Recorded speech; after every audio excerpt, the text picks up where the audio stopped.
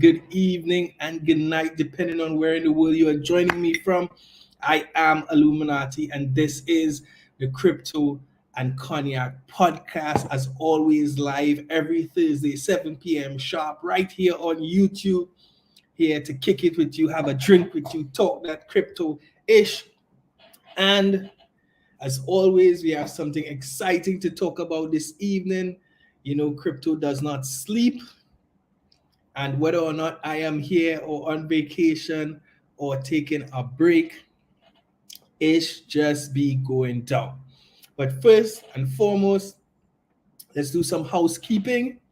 As always, I am not a financial advisor. Nothing that I share here this evening should be misconstrued as financial advice. As always, the ICE rule. It's all about information, conversation, and education. As always, do your own research, right? But we're going to chop it up this evening. Today, we're going to be talking about Binance. We're going to be talking about 𝐂𝐍. We're going to be talking about this, what seems to be annual November mayhem in the crypto space. Shout out to my boy Steven, as always, holding it down, as always, representing on the inside. So, it seems like Yellen and her crew have finally got their hands on Binance, on 𝐂𝐍,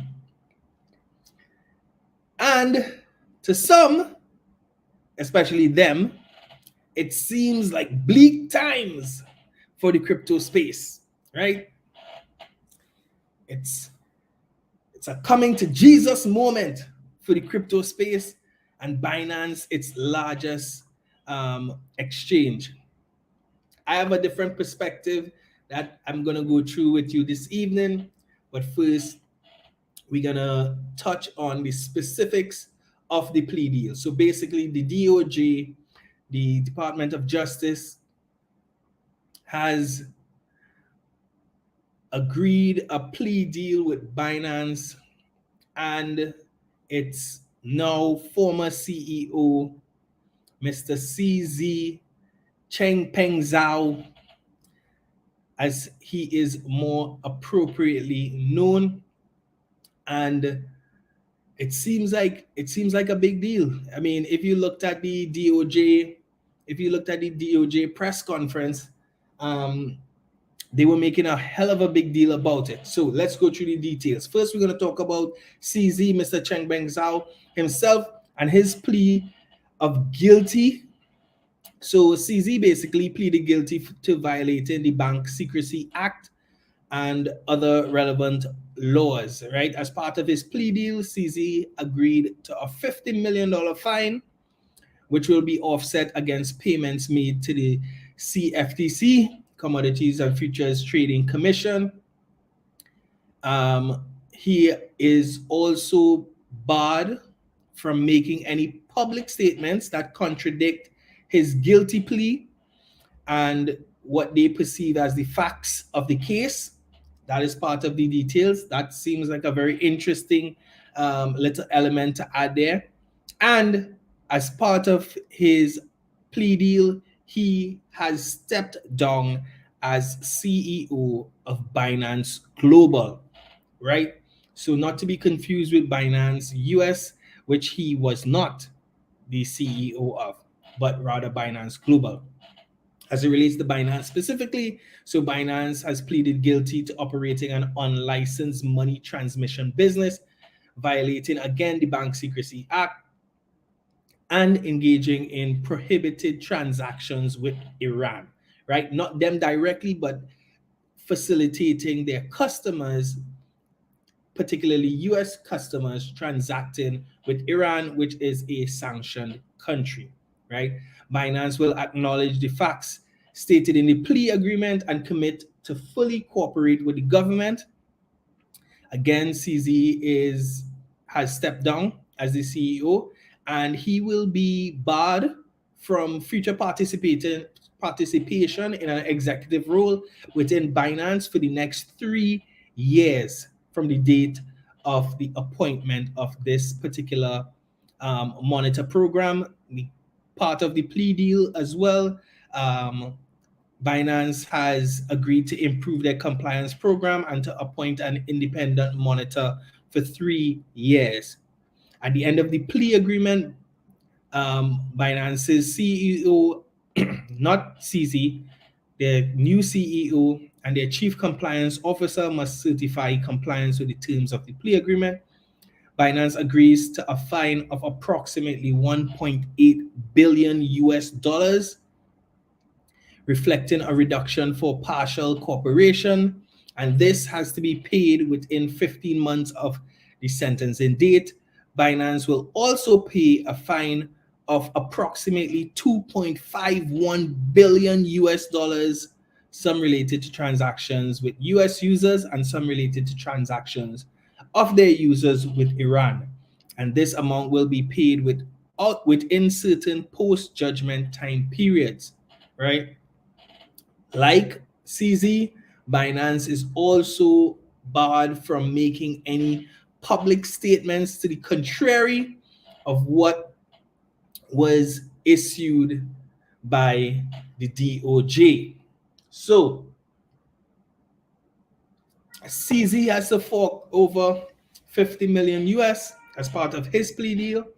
Binance has to fork over the whopping sum of $4.3 billion as part of their settlement, part of which has to be done over 15 months. The other part seems to be a little bit more immediate. And I think these sums, because these are some of the largest fines that have ever been issued or ever received by the government. So a lot of people are saying, yo, this spells the end for Binance, right? I don't see it like that at all, right? Specifically because as at 2021, which is the last numbers I was able to find, Binance generates upwards of $20 billion annually just from trading fees, right? So for me, 20% of your overall annual revenue as a fine, definitely tough, but definitely something that they can manage in my estimation. Binance's revenues are basically made up from trading fees, broker program fees, loan interest, stock token spreads, their mining service, their exchange fees, their cloud products, and also their investment portfolio. So if just from trading fees they were generating $20 billion a year, I mean, while definitely everybody could use a $4 billion, I don't think that it is going to break them, right? I just want to share with you guys CZ's statement that he posted on Twitter following his plea deal, following his guilty plea, following his decision to step down as the CEO, right? Let me go. I'm going to his Twitter. He been posting, man. CZ, you been posting. Let me go. Where is the statement? What is interesting to me is like it seemed that CZ knew this was coming, because in referencing the Sam Altman, who is again the CEO of OpenAI, and him being fired by the board of OpenAI, he posted that knowing when to let go control of a company you founded is one of the trickiest decisions. That was on the 18th. 2 days later, he was forced to step down as CEO of Binance, the company he founded. So it seems like, he had some insights that this was coming, and kind of made a statement that was a bit foreshadowing that. Anyway, his statement, he said, "Today I stepped down as CEO of Binance. Admittedly, it was not easy to let go emotionally, but I know it is the right thing to do. I made mistakes and I must take responsibility. This is the best for our community, for Binance, and for myself. Binance is no longer a baby. It is time for me to let it walk and run.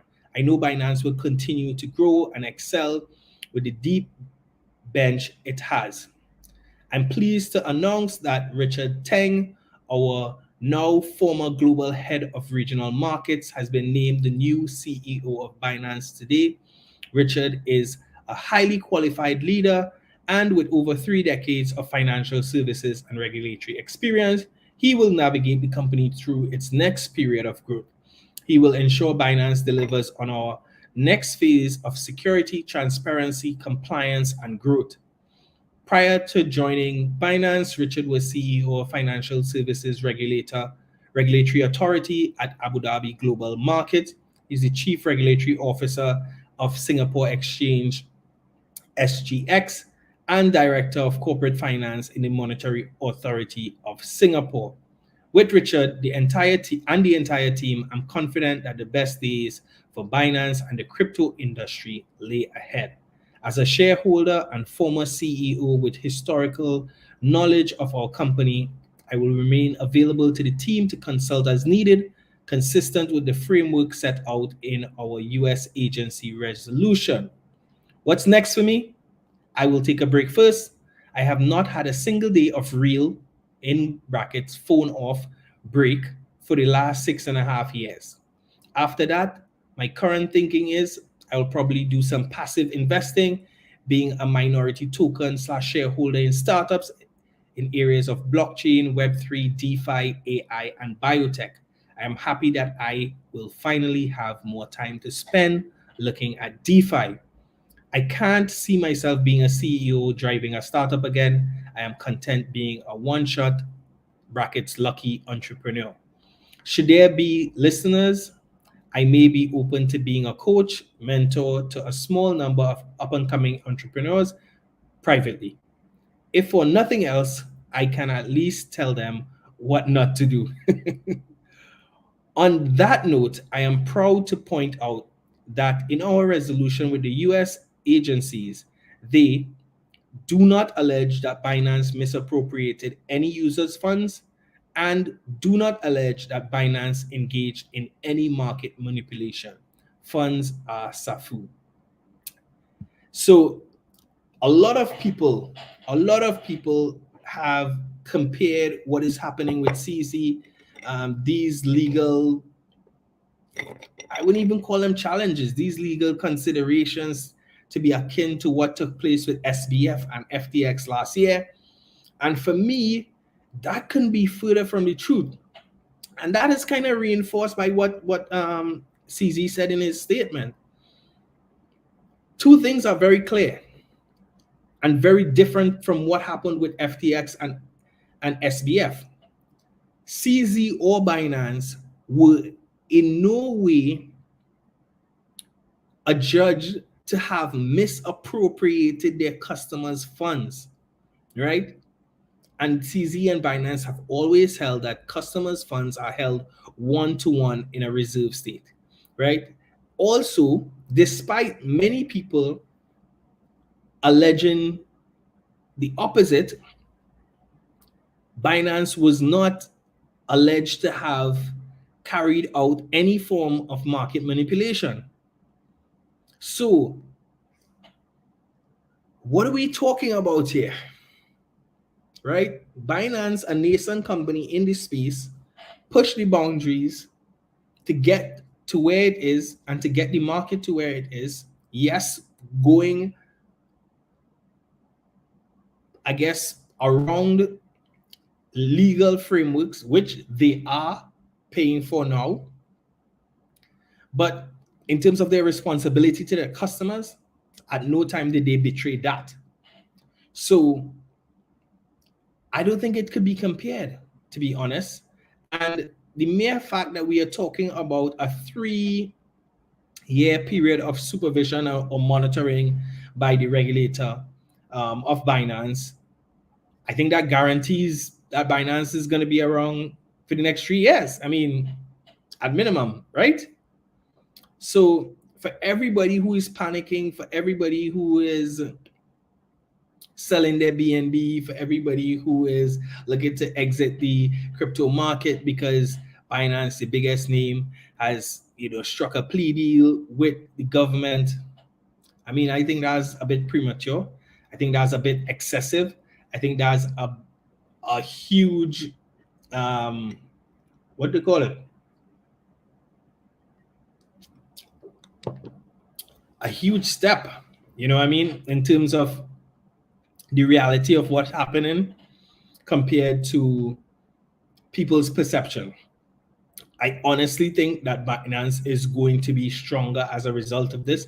I think as Binance starts aligning their compliance structure as overseen by the US regulators, we're going to see a lot them fall in line with a lot more countries and a lot more territories, because once you fall in line with the US, you fall in line with all, you know what I mean? So we're going to see them get access to markets maybe they've been kind of closed out from.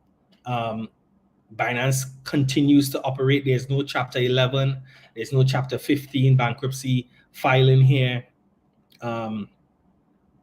We've not heard anything about jail time for 𝐂𝐍. We will wait and see what sentencing does in 2024.